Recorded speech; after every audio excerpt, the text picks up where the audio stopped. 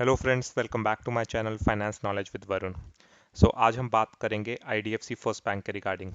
तो क्या इसके रीजंस रहे हैं जिसके कारण आईडीएफसी फर्स्ट बैंक के शेयर प्राइस में एक लगातार गिरावट हो रही है? क्या इसके फंडामेंटल्स में कुछ इशू है? क्या इन्वेस्टर्स इसको लॉन्ग टर्म के लिए होल्ड कर सकते हैं? क्या रहेगा इसका फ्यूचर आउटलुक और क्या रहेगा इसका टेक्निकल एनालिसिस? सब चीज़ों के बारे में हम इस वीडियो में बात करेंगे। अंत तक बने रहिएगा। तो चलिए स्टार्ट करते हैं। तो जो सबसे पहला कारण है जिसके कारण आईडीएफसी फर्स्ट बैंक के शेयर प्राइस में गिरावट हो रही है वो है इसकी लो अर्निंग्स। जो आईडीएफसी फर्स्ट बैंक ने अपनी अर्निंग्स पोस्ट की है इस क्वार्टर में, वो 73% से गिर चुकी है अगर हम उसको ईयर ऑन ईयर कंपैरिजन करें। तो जो पहले अर्निंग्स होती थी 751 करोड़ की, वो अब गिरकर 201 करोड़ की हो चुकी है। और यही हम अगर इसके ऑपरेटिंग प्रॉफिट्स को चेक करें तो वो जो 1510 करोड़ के होते थे वो अब बढ़कर 1962 करोड़ के हो चुके हैं। तो ऑपरेटिंग प्रॉफिट बढ़ रहा है लेकिन नेट प्रॉफिट गिर रहा है, तो उसका एक मेन रीज़न है जो है इंक्रीज इन प्रोविजंस। जो प्रोविजंस हैं वो अप्रॉक्स 230% से बढ़ चुके हैं। जो पहले प्रोविजंस 528 करोड़ के होते थे वो बढ़कर 1732 करोड़ के हो चुके हैं।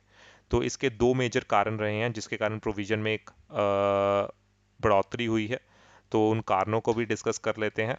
तो सबसे पहला कारण है वो है high NPA in micro finance, and second reason है due to the change of rule by Maharashtra government. तो चलिए दोनों रीजंस को वन बाय वन डिस्कस करते हैं। तो जो पहला रीज़न है high NPA in micro finance का, तो एक कॉमन प्रॉब्लम है। ये सिर्फ आईडीएफसी फर्स्ट बैंक के साथ नहीं है। अगर आप अदर बैंक्स भी देखोगे जैसे आईसीआईसीआई, एचडीएफसी, इंडसइंड, कोटक, तो सब में आपको ये दिक्कत देखने को मिलेगी। क्योंकि इसका मेन रीज़न क्या है कि 2022 में आरबीआई ने एक कैप रिमूव कर दिया था to provide loans to the micro and small finance businesses. उसमें क्या होता था कि अगर आप बैंक हो तो आप मैक्सिमम 12% से ही इंटरेस्ट चार्ज कर सकते हो टू द एमएसएमई। तो उन्होंने वो कैप रिमूव कर दिया विद द ऑब्जेक्टिव कि अगर हम रिमूव करेंगे करेंगे तो there will be competition among the banks. उसके कारण क्या होगा कि इंटरेस्ट रेट रिड्यूस होगा, तो बिजनेसेस को ज़्यादा फायदा होगा उसमें। बट हुआ उसका बिल्कुल ऑपोजिट। तो एक्चुअल में क्या हुआ कि बैंक्स ने इंक्रीज कर दिए अपने इंटरेस्ट रेट। सभी बैंकों ने उस पर हाई इंटरेस्ट रेट चार्ज किए स्मॉल बिजनेसेस से, और बिजनेस को ज़रूरत थी तो उन्होंने लोन लिए, पर जब चुकाने का टाइम आया तो उनके पास फंड्स नहीं थे। तो इसके कारण जो बैंक्स थे उनको एक हाई प्रोविजंस रखने पड़े। तो करंट क्वार्टर में जो आईडीएफसी फर्स्ट बैंक में इसमें प्रोविजंस रखे हैं वो है 315 करोड़ के।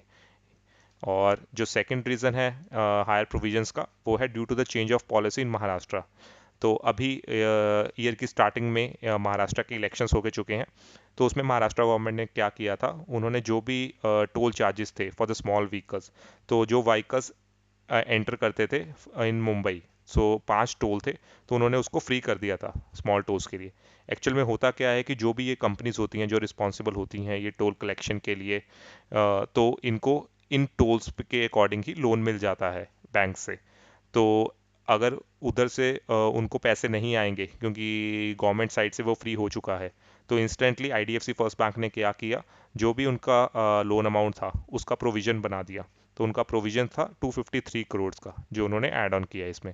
और वो कंपनी का नेम है एमईपी इंफ्रास्ट्रक्चर डेवलपर्स लिमिटेड।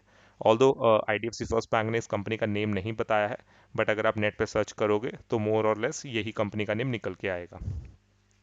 तो अब बात करते हैं कि आईडीएफसी फर्स्ट बैंक में सब कुछ खत्म हो चुका है, क्या थोड़ी सी भी पॉसिबिलिटी है कि ये कम बैक कर सकता है, इसके शेयर प्राइस में बढ़ोतरी हो सकती है या नहीं हो सकती?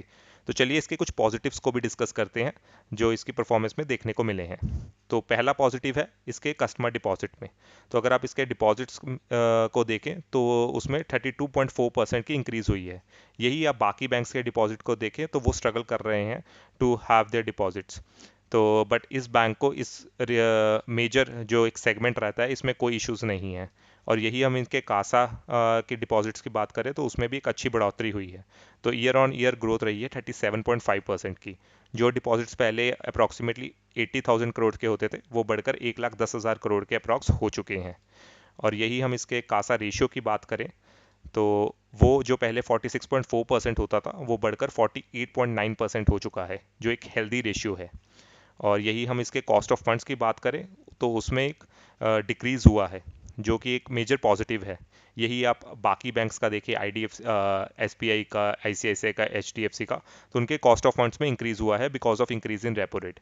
बट ये एक पहला बैंक है जिन्होंने अपने ऑपरेशंस को अच्छी तरह से मैनेज किया, जिसके कारण इनके कॉस्ट ऑफ फंड्स में एक रिडक्शन देखने को मिली है।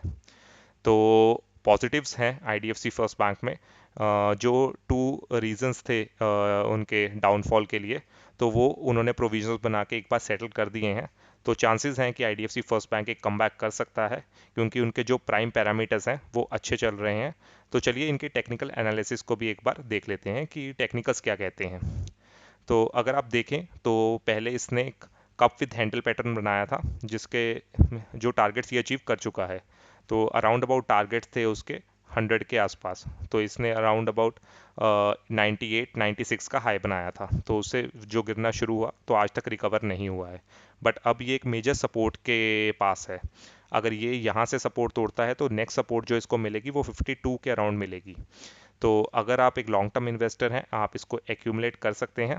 ऑल्दो ये एक इन्वेस्टमेंट एडवाइस नहीं है, क्योंकि अगर आप कुछ भी बाय सेल कर रहे हैं तो अपने इन्वेस्टमेंट एडवाइजर से आप सलाह ले सकते हैं।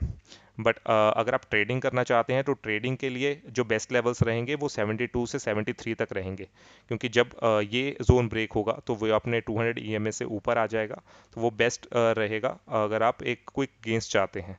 बट अगर आप लॉन्ग टर्म इन्वेस्टर हैं, आप 3 से 4 साल का विजन बना के आए हैं, तो आप अभी इसमें एक्यूमुलेशन स्टार्ट कर सकते हैं। तो ये था IDFC फर्स्ट बैंक का पूरा एनालिसिस। तो फ्रेंड्स, अगर आपको मेरा कंटेंट पसंद आया हो, इन्फॉर्मेशन वैल्यूएबल लगी हो, तो do like and subscribe my channel. And in case अगर आपके पास डीमैट अकाउंट नहीं है तो डिस्क्रिप्शन में लिंक्स पड़े हैं, तो आप वहाँ से जाके अपने डीमैट अकाउंट खुलवा सकते हैं। ज़ेरोधा, अपस्टॉक, सबके आपको लिंक्स डिस्क्रिप्शन में मिल जाएंगे। तो चलिए guys, have patience, happy investing, keep going, bye bye.